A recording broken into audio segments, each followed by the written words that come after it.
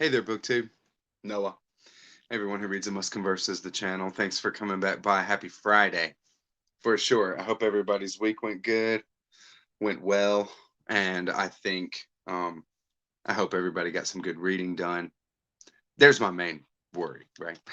Is what is everybody reading? How's your reading going? You know what I mean? That's what it comes down to. Hey, Christy Louise Dostoevsky in space, first in the gate. I love it.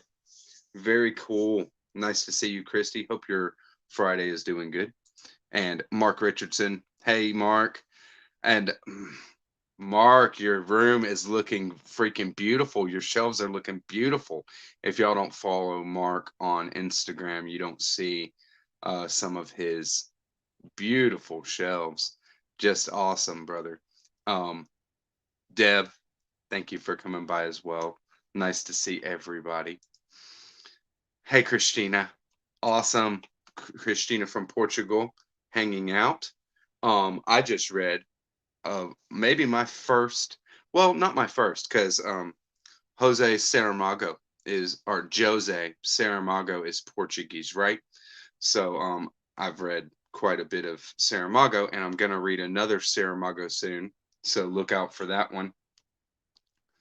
But I just read my first Machado de Assis.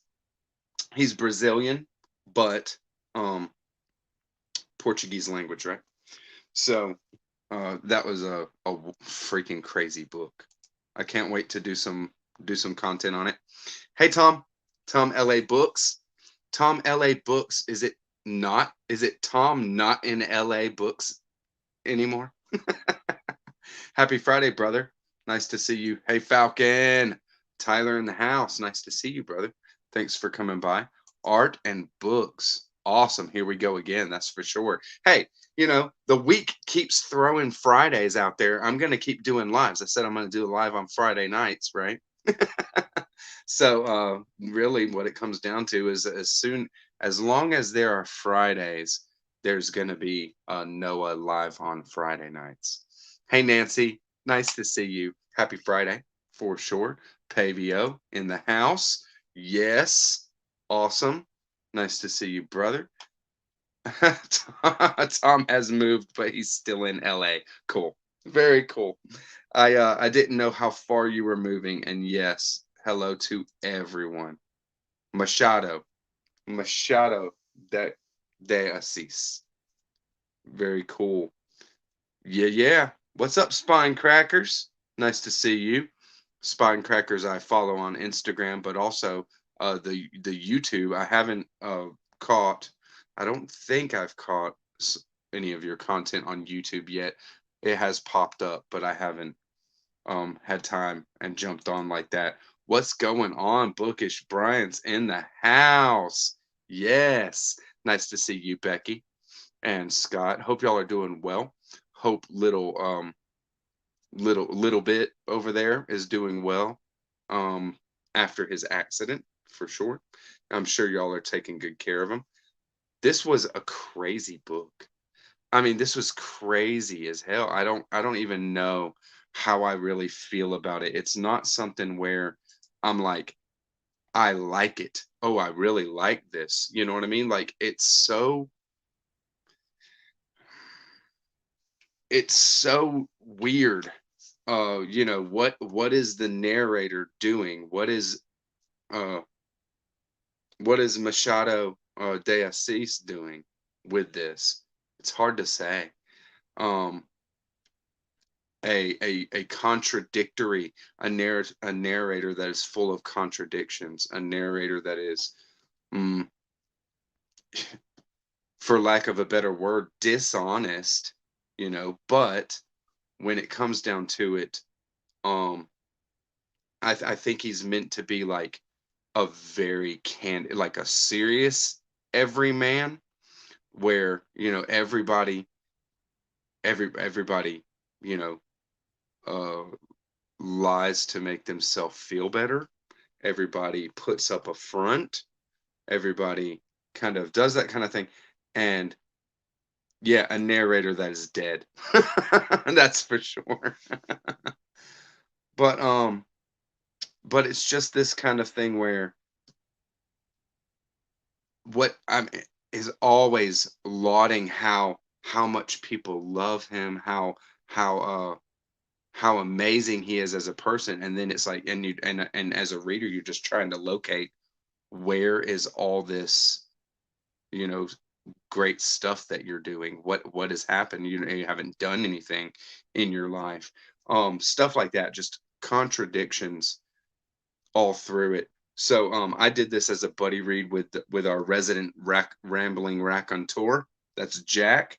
So I'll put some content out on that as soon as we talk through it more. I really just finished it earlier today.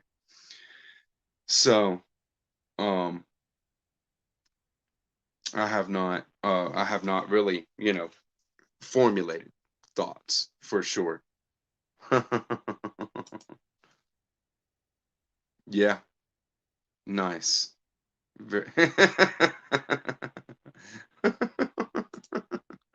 You're killing me, spine crackers.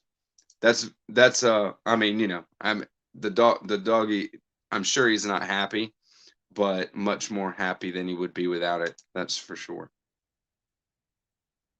Yep. Hey Alexa, happy Friday. Nice to see you for sure. Maybe it's even you know, the next morning over there where you're at.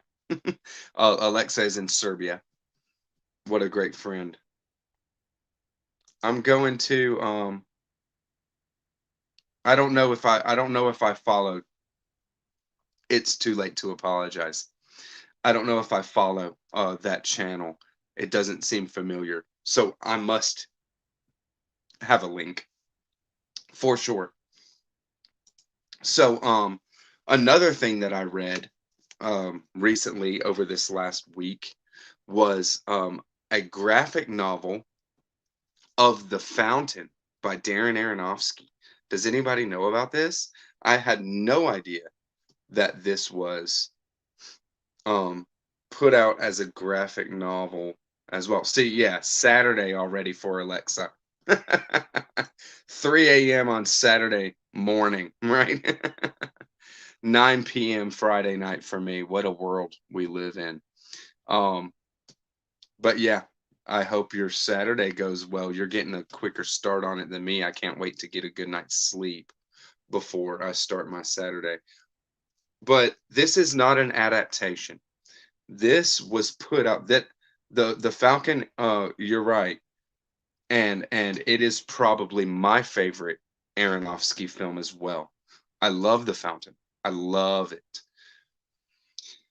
Aronofsky is very stylized, right? Like his movies and his vision is very, very stylistic, and it is a really cool movie, and all of his movies are cool like that and very stylized. The this is um, drawn and rendered by Kent Williams is the illustrator, and the it's very weird.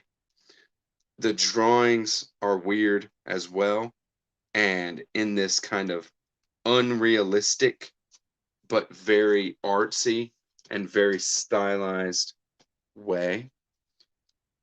I will say that it does add a bit to the story, not a lot, but some, and it's just a whole different animal than the movie. But it was put out when the movie was put out. They did them in conjunction with each other. It's not like an adaptation or anything like that. Yeah, played by Visions in the house. What's up, bruh? Nice to see you. Happy Friday.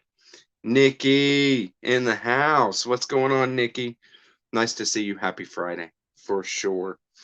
Um, I did enjoy this, and Andrew Wizardly reads. Yes. Um, you're one hell of a reader, brother. I love your just passion. You're all about it, and that's what I love. That's for sure. Some good reading. So you see it. You know, the art is great, but it's not really my thing as far as art. Just these really weird, people don't look like people. That everything is very stylized to a very high degree. They almost look like watercolors. These pictures look like watercolors, and you see how there's just like line drawing in the background and stuff, and then the front will be this kind of beautiful, but also um, stylistic like that. So I like it. Um, there's not. I will recommend it if you love the fountain. I recommend it, but I will say that if you don't, if you watch the fountain and you're not just like a crazy lover of it and things like that, then you don't need. This is not going to add to your experience at all. Um, it is something where the fountain, I mean, people like it, people love it, or people don't like it. If they don't like heady movies, things like that. I love the fountain. I mean, I love, love, love the fountain. So, um, when it comes down to it, it's cool, but it's not, necessary like that. Another thing, and what I'll stick on the graphic novels for a minute because I did pick up some cool stuff. 6 p.m. I know, right? Um, Probably the same over there for Christy. Christy, and Tom are both in Cali. So uh well, Aronofsky's Requiem for a Dream. Well, see, I saw Pi when I was like in high school. I saw Pi for the first time and it blew my mind. And I just loved it. Like I love that movie, but it's, loose. It's not as tight as what Aronofsky can do. But Requiem for a Dream, that was just a heartbreaking and very powerful experience. Hey Jack Rambling Raconteur in the house. I've already shown and said a bit about our buddy Reed there, brother. And you know, I'm looking forward to making content on it. Yeah, there you go. That's right, Mark. I mean, Tyler, I hear where you're coming from, but don't be a psycho, okay? That's right, Nikki. Very cool, very cool. Yeah, the art is intense in the fountain, that's for sure. I didn't really love Noah. The movie, I like it. And I think that it was just drawn out. It was just a bit too long, and I couldn't really I couldn't really stick with it. I've only seen it one time. I've only watched it one time, which is on me. I mean, that's my fault for not really giving it the time that it deserves. So maybe I'll watch it again. And I'm not a real big Russell Crowe fan. I'm not a real big fan of actors, like certain actors, except maybe Tim Curry and Joaquin Phoenix. I love what he could do. Philip Seymour Hoffman, I was a big fan of him. Christoph Waltz. There's a few actors that I really Tom Waits that I really dig like that, but for the most part, movies are like books to me. It's all about the story, it's all about the ideas. And especially if things are presented a certain kind of way, then that's great. I like stylistic movies, is what I mean to say. Aronofsky is one of my favorite movie makers. Terry Gilliam is probably my favorite movie maker. Paul Thomas Anderson, of course. Hey, Lee Kempter in the house. Nice to see you. Thanks for coming by. Happy Friday, for sure. Everybody cool hanging out. Um, oh yeah, that's how I kind of was with it as well. Robin Williams was your favorite. I mean, there's nothing wrong with that. That's for sure. I loved a lot of Robin Williams stuff. Um, Awakenings. Mm, Awakenings really, really got to me. My favorite Tim Curry part is Legend. Is for sure. I mean, Tim Curry is like a method actor, but maybe my favorite Tim Curry is Dr. Frankenfurter, for sure. What a what an amazing actor. Yeah, I don't watch too many movies, to tell you the truth. Oh, What Dreams May Come. I want to read the book. I do, but I don't want to be disappointed by it. But I hear it's really, really heavy. And that's, the movie's really, really heavy. If you just think about what is actually happening in it. Oh, Brazil is probably one of the best movies ever made, for sure. Brazil is one of the best movies ever made. Um, but my favorite Terry Gilliam is probably it's a tie between. I mean, Brazil's like on another level. Brazil's like undeniable. But I love Tideland. I love Tideland, and that's an adaptation. I've never read the book. And then The Fisher King. That's a Robin Williams. Robin Williams in The Fisher King is an amazing performance by Robin Williams and Jeff Bridges. I mean, the Fisher King will. I mean, it'll change your life. What an amazing movie! Very cool. Yeah, Rear Window. Oh, so creepy. So creepy. You guys rock. You guys rock. Yeah, Becky. Hey, Matched. Michael. Nice to see you. For sure. Happy Friday. So I got another Alan Moore. Yes. Princess Bride is the greatest movie, best movie ever made. Well, I'm not gonna argue with you. You know what I mean? Because when it comes down to it, I love The Princess Bride. It's so quotable. There's so many wonderful. It's just so absurd. There's so many like absurd parts. I love when he's going up against the Sicilian, and then, of course, marriage, or when he's like, when that guy is like cleaning him off, and he's like, "You're in the pit of despair," and he's like, "What?" And he's like, "You're in the pit of despair. Don't even think about trying to escape." It's like just ridiculous. Just ridiculous. I love it so much. I lose it every time. I lose it every time. There's so many funny things um in that movie. So I got a new Alan Moore. This is the Hypothetical Lizard. This is 4 comics in a bind up. 4 comics, and what these 4 comics are doing is illustrating and going through the storyline of an Alan Moore short story called The Hypothetical Lizard. So you'll see the last part of this graphic novel that I got here is simply the text of Alan Moore's short story, right? So it's not a very long story. Maybe it's 30 pages.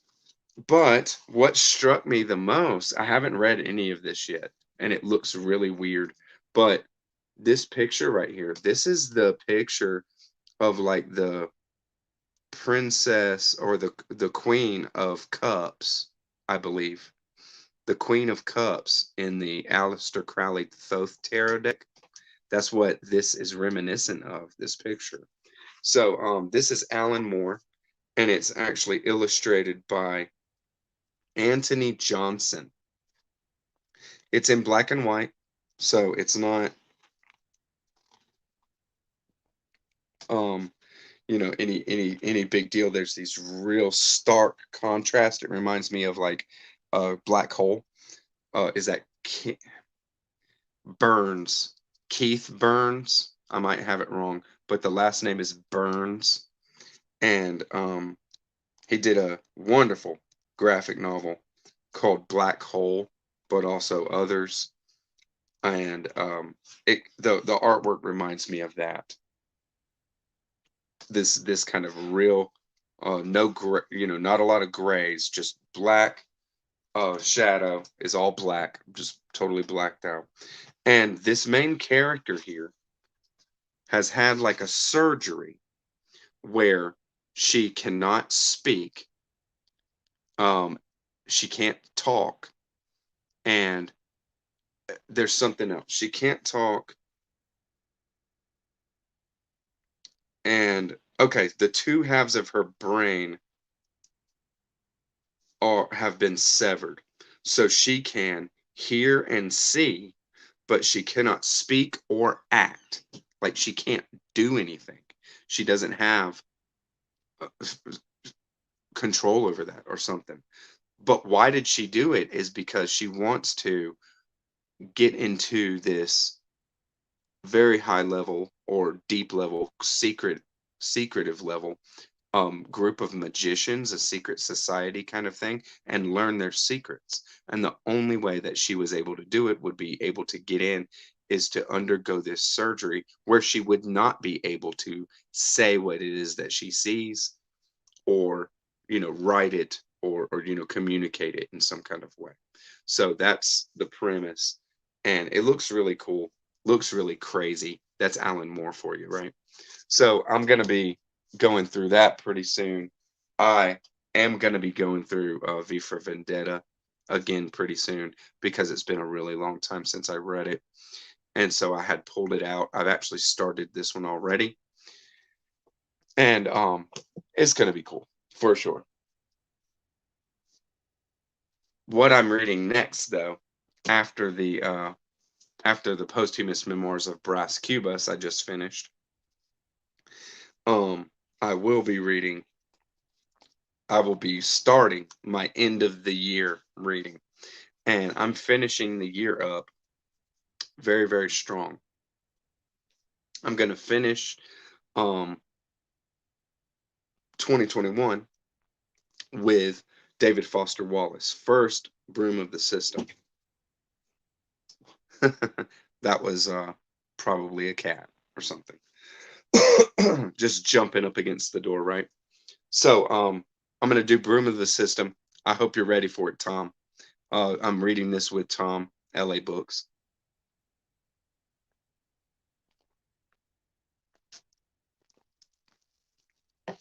Sweet. And I love this edition. It's a penguin. So just a penguin, orange spine, orange and white, great cover, and people love this book. People love this book. There you go. There you go. um, Jack said that his wife, Megan, loves this book. One of his favorites. Daniel Backer, who is the creator of Off the Wall Novels, that channel, the YouTube channel Off the Wall Novels, says he loves David Foster Wallace, Broom of the System, probably one of his favorite books of all time. And so I'm looking forward to it. I will do Broom of the System, and then I'm going right into Infinite Jest. That's going to be how I finish up this year, is reading Infinite Jest. So talk about finishing strong, right? Can't go wrong with Infinite Jest, finishing up a year of big books, because that's probably the biggest of them all. Not necessarily in page count, but the biggest as far as densest and maybe the most ideas in one book. I would say, I've never read it, but I know David Foster Wallace. I've read a lot of David Foster Wallace, and after the end of this year, I will have read almost all of David Foster Wallace. At that point, I want to read, I want to read The Pale King, which is the book he was working on when he took his own life. Hey, baby. Emily Clem is in the house. Nice to see you, baby.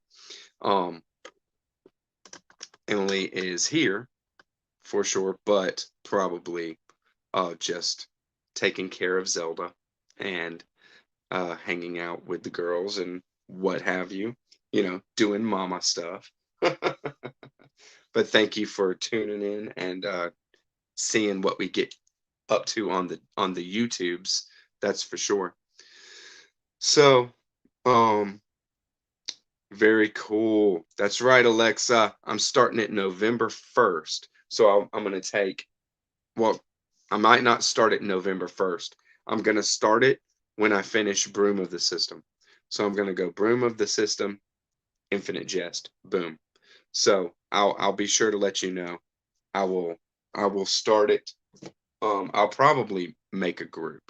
Like while I'm doing Broom of the System, I'll announce it. There's been a lot of people that said they would like to read Infinite Jest as well. So I'll probably start a group and then put people in.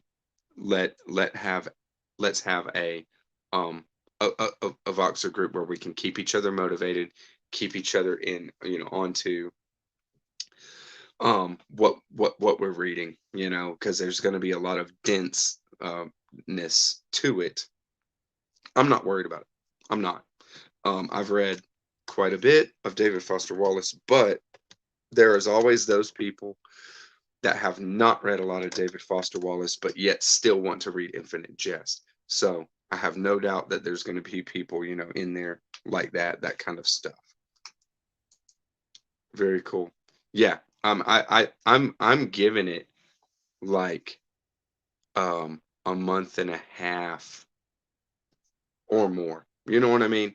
So I'm not holding myself to, I don't have to finish it by any certain time, but I will finish it. I'm gonna read it because it's time. It's time for it. Very cool, Tyler. Best month of reading I've ever had. There's a lot of people who love Infinite Jest, just love Infinite Jest, and I don't doubt that I'll love it because I love David Foster Wallace. I really do. And yeah, we'll be lucky if we finish it by the end of the year. But let's do it. Yes, that's right. All right, Tom. So you're ready for some Broom of the System action? Um, I'm ready to start it maybe beginning of next week for sure. All right, so things that I've hauled, I will say Plagued by Visions is in the house. Yeah, I love 12 Monkeys, man. That was the first Terry Gilliam that I ever saw was 12 Monkeys. And it's probably his most, I mean, well, that or Fear and Loathing in Las Vegas, right? But either 12 Monkeys or Fear and Loathing, those are his two most kind of popular if you're not into the art house movies, which is, where Brazil. But Time Bandits, that's a Robin Williams is in that too. Robin Williams was a Terry Gilliam guy. Wait, I'm getting it mixed up. Robin Williams was in the Singular Adventures of Baron Munchausen, but I don't remember if he was in Time Bandits or not. There's a lot of characters in Time Bandits and in Baron Munchausen, to tell you the truth. I mean, he's crazy. Very cool. Very cool, Jack. Very cool. I'm sure you will, Christina. I have no doubt.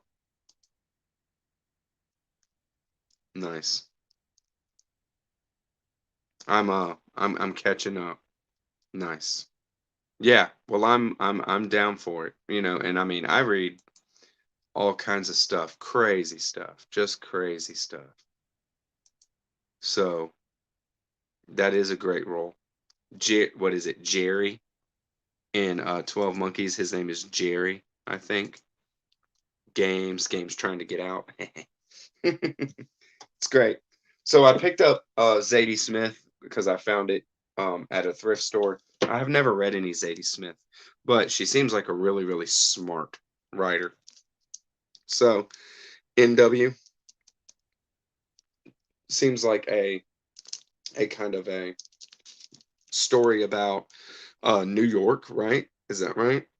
Maybe it's not. Maybe it's not. maybe it's not pinned down like what city they're in, but it's a city story, and it's about people in in a in an apartment building, or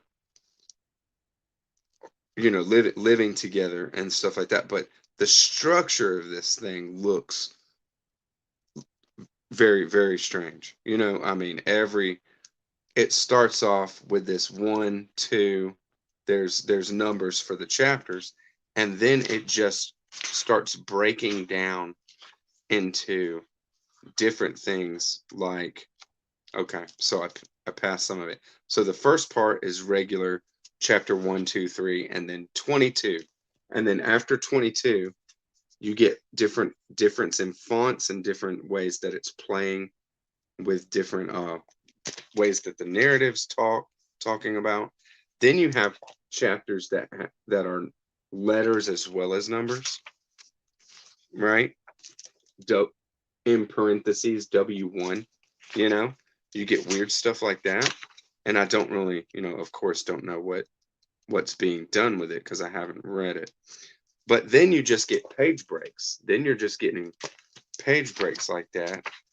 And once you get back to like the back part, then it's like little chapters again. Starts off with one again. But all these chapters are very, very short. You see? They're like page and a half, right? Or even a paragraph, right? So there's like posthumous memoirs of Bras Cubas. This short book is what, 100 and maybe 200 pages, and there's like 170 chapters to this thing. They're like every thought is its own chapter. So then it goes on with these little chapters all the way to the end. And look, there's 184. It's wild. I want to get On Beauty by her for sure. She just seems like a very smart writer. Might be right up my alley, to tell you the truth, because I like experimental kind of stuff. If an author is playing with stuff and being smart, then that I like that for sure. Nice. Oh, yeah, see, Tom says he didn't like it. Nice. Very cool. Well, I mean, I'll try it. That's for sure. And thank you for being honest. I mean, for sure, be honest. Um, it is a lot of messing around with structure. Um, but if it's at the, you know, if the novel suffers for it, then of course that it's not effective. The thing you're trying to do is still have an entertaining story, tell a story, and that kind of thing, right? If there's not any story there, not substance to it, then I get it. But I'll give it a try. I mean, I only, you know, I picked that one up because I found it for so cheap at a thrift store, and it's a hardcover, So I'm like, yeah, well, I mean, I'll read some Zadie Smith, that's for sure. Um, yeah, I did read her essay on David Foster Wallace. Very cool. Um, so what is it? Yeah, Jack was saying that Tristram Shandy was very much an influence on uh posthumous memoirs of Bras Cubas, for sure. But I have not read Tristram Shandy, so I have not read any Stern, to tell you the truth. But it sounds hilarious by what Jack has said. Yeah, Anna Karenina is like that. It's really, really easy. Of course, I know Joy Division. I love Joy Division. Nice. Nice. Very cool, Jack. Doing it right. Doing it right. Nice.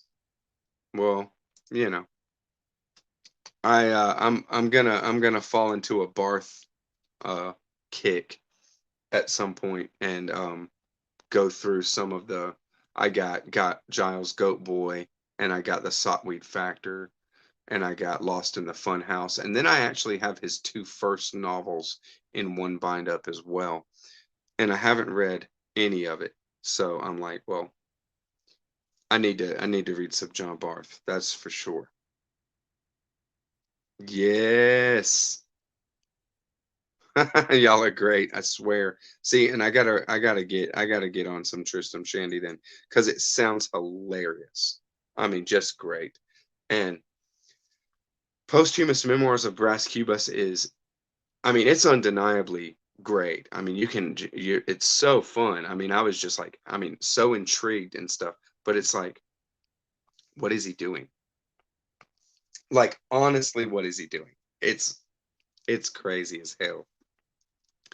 I found a this, I mean, this is an early printing of the English edition of, it's a first edition, but I think it's third printing. No, fourth printing is what it is, of Autumn of the Patriarch by Gabriel Garcia Marquez. I got it. It's an X library, but the only thing that it has is a piece of Scotch tape holding this GAR on. That's all that's on the dust jacket on the outside as far as stickers. So I grabbed it because it'll be cool to have a hardcover. The one that I got is just the trade paperback. Nice. You are freaking hilarious, Jack. I swear to God. So that one's for the shelf. I don't know when I'll read some more Gabriel Garcia Marquez. Um, just don't know. It's not something that's high on the priority list. What is high on the priority list, though, is to read Markson's Wittgenstein's Mistress. My buddy Travis over at the channel Myers Megafictional Musings just read this and put out a video on it. It sounds really, really cool, right up my alley. A couple of friends off of Instagram, Spare Words, and others have said that this is their favorite novel. This is their favorite book ever. So I don't know what it is about. I know what the premise is you're getting a stream of consciousness narration from a woman that believes that she is the last person on earth. And might be. I don't know. I don't know what the deal is, but I cannot wait to read this book because people love it. I mean, they just say it's their favorite book ever. And the only booktuber that I can think of that talks about Markson is Mark Nash. Mark Nash over at the channel Mark Nash. And that's MARC if you don't know. I know. Yeah, I'm gonna do it too, Christina. Let me grab a copy and let's buddy read it. Because I definitely need some context for Bras Cubas. You know, I need all the context I can get for Bras Cubas. To tell you the truth, it's insane. It's an insane book by an insane person. I found this one. This is very cool. It is a kind of mathematical cosmology by Fred Adams called Our Living Multiverse. I think maybe exploring kind of uh, multi-universe theory in physics. I have not come in contact with this author before, and so I figured, I'll check it out. Got it for, nothing at the thrift store. So just if anybody has come in contact with any of it, let's do it. Let's go to Brazil. Be like, uh, hey, anybody, any one of y'all heard of this guy, named Machado? Okay, what's he about? It's an icebreaker. You know what I mean? I'm really cool. Just be like, hey, you heard about this guy? You know about this guy? What's he about? Okay, I uh, I will do it.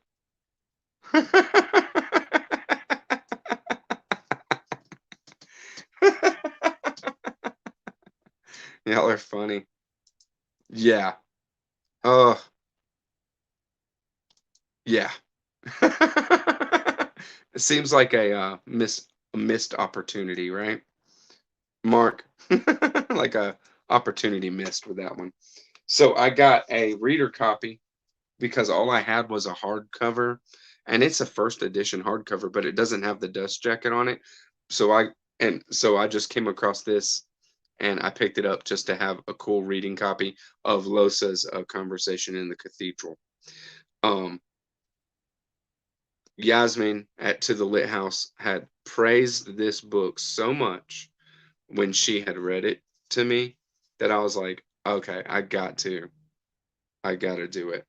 And it looks like kind of a chunkster, but you know me. It's the kind of thing that I want. You know what I mean? I want it. I want to go for it because of that. It just makes me I want something that just immerses me in a different world. And that's what these big books just do, right? I swear. So um I'm always looking for something new. Sorry. Um yeah. Yeah. I did not watch Dune last night. I'm watching Dune tomorrow night. That's when I'm watching the new Dune movie. I got a buddy of mine, um, a friend of mine from high school named Ryan. He's a great guy.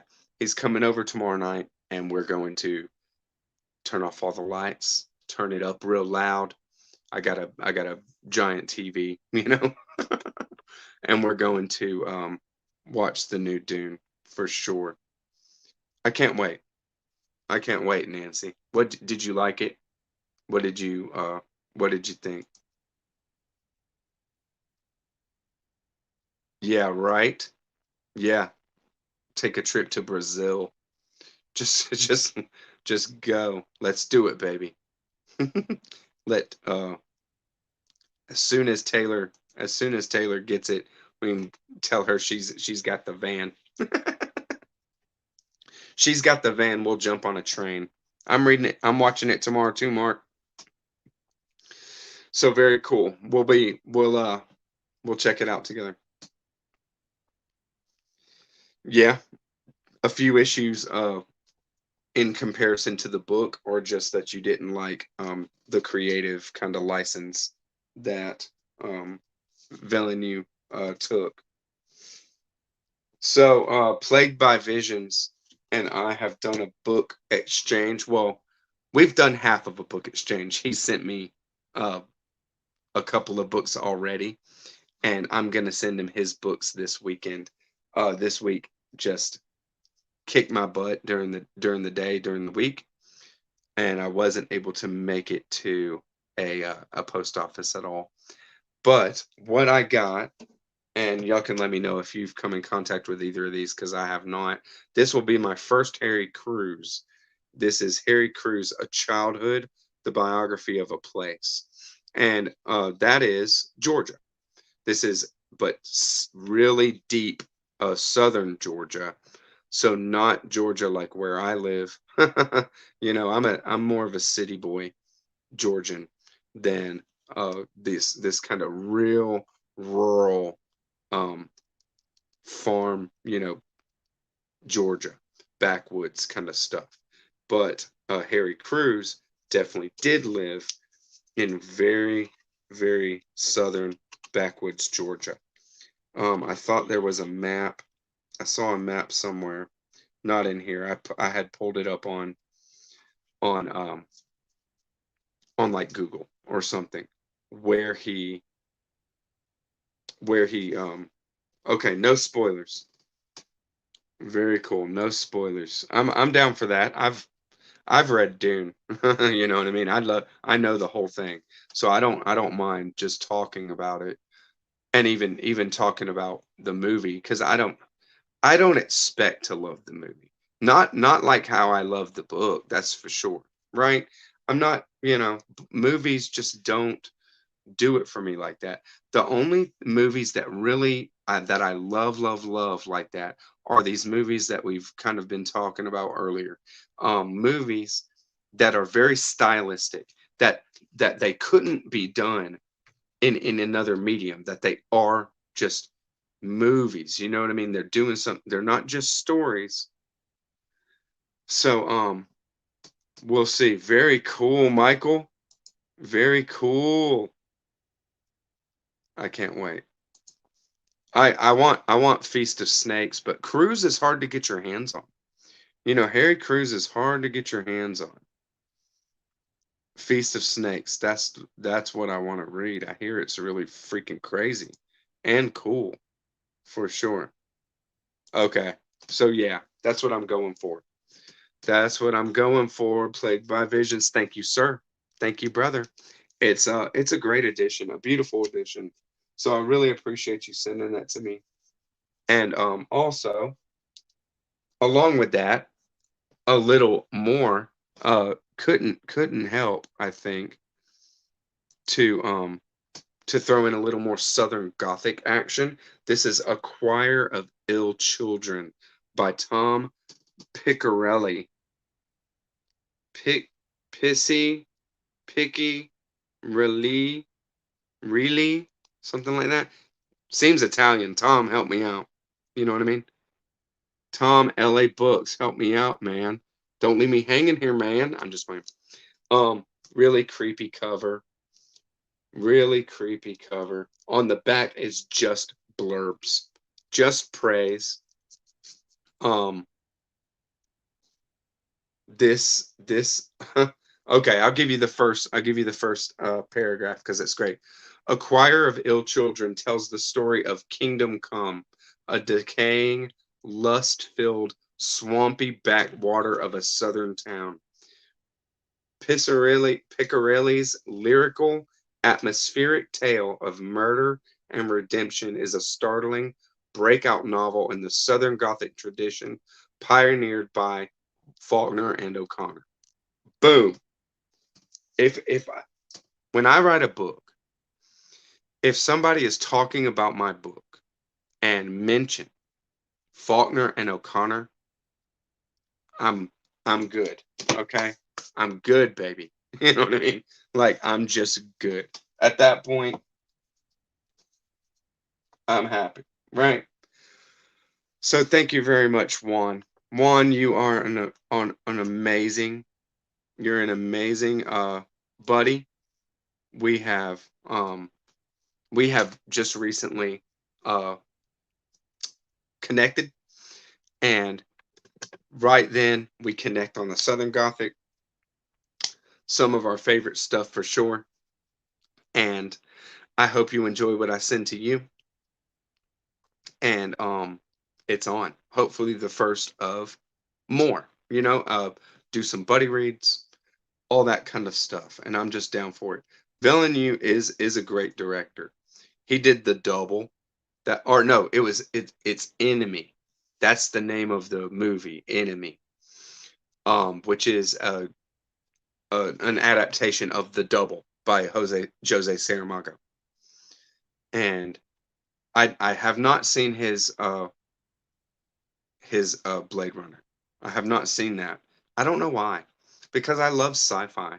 And I'm like, well, why wouldn't I go for it? But I just never went for Blade Runner. Arrival was great. Arrival is a great movie. It's probably Ted Chang's greatest thing that he's ever written as well.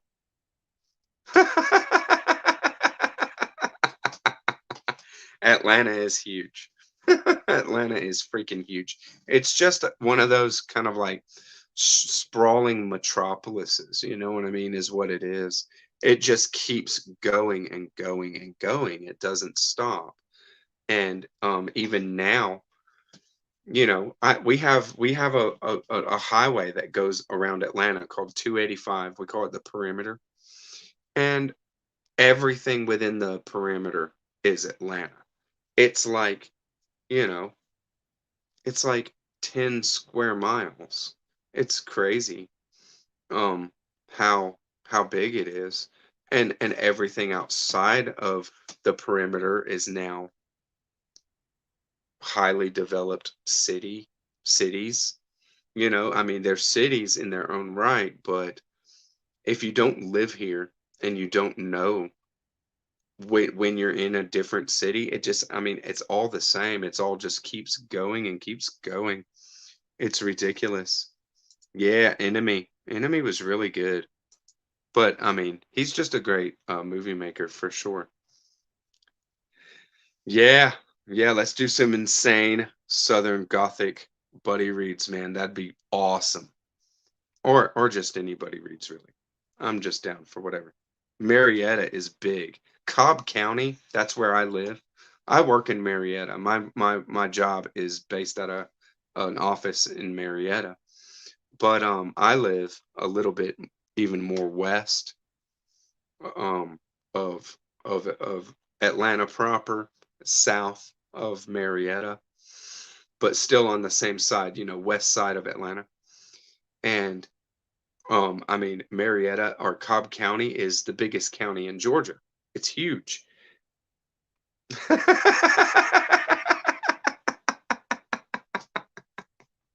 You're so, is Smyrna really bigger? No, Smyrna's not bigger.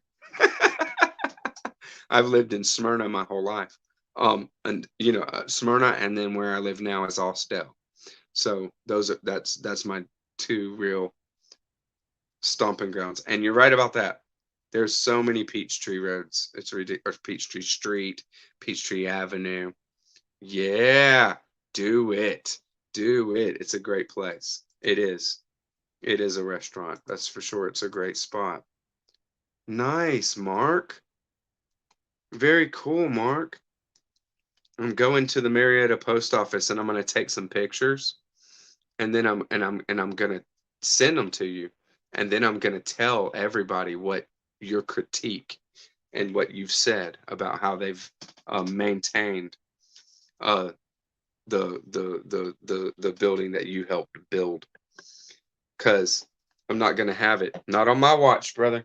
It ain't going down. Not on my watch. So I think that's what I'll show for today. I'm not gonna show any more books. Except I did just stumble on this. I stumbled upon this. Yeah. Yeah. There you go. I stumbled on this in a used bookstore that I had credit, and I was just looking, and I had just recently read this, but this is volume 3, I believe. Let me make sure. Yeah, this is volume 3 of Kingdom Come. Kingdom Come is 4 volumes, 4 comics long, and I have it in a bind up. But I found this one that's just part 3. So I now have this, and I mean, I might do some kind of actually this is part 2. Sorry. This is part 2. Just looking through it. Um I might do some kind of collage or do something with this artwork because there's just awesome stuff. Alex Ross is awesome. You know, these kind of big sprawling pictures like that, but also all of the figures, all of the people, um superheroes or not, look very realistic. Let's get to, here we go. So here is Wonder Woman talking with Superman. You can see how realistic these figures are rendered. Alex Ross is just an amazing artist for sure. So you can't go wrong. And I mean, you know, I probably got this for $1 as well, but this was also, you know, whatever she had it for, half price, because I had have credits, you know, store credit at her spot. So very cool. Very, very cool to have, that's for sure. I've never seen any of the original ones.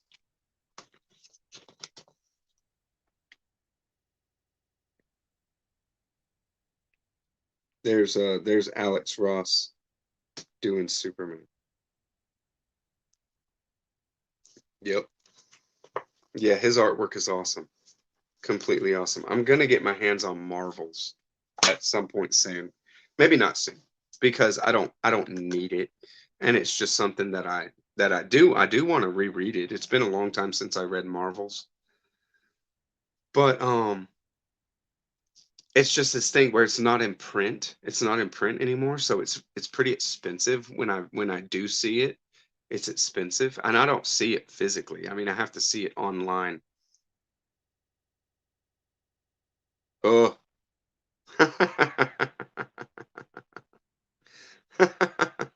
It's amazing food. But yeah, you know, I don't take the kids out into there. We go to O'Charlie's, which is good too. It's lovely, right? Yeah, it is. There you go. Boom, Jack. All right. Thank you very much, everybody. Happy Friday. I'll show you. I'll show you the spread. You know, let's do that, and then we will. And then I will thank everybody. Um, everybody that comes by and makes Friday nights so freaking fun.